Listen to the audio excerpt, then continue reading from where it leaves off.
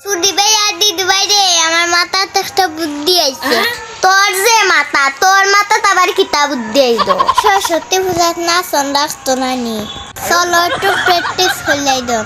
তে যাও দিও জানে সুন্দর হয়ে শাড়ি পিন দাও। তুই দেখি আগে আইছো তেনে তোর শটটা আগে লইলেই দেন।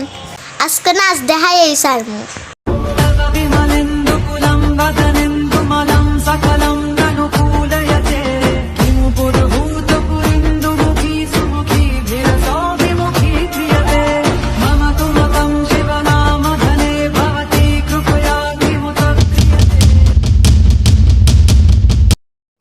হলে না এই তুমি কি তা দুর্গা পূজা পাইছো নিবি?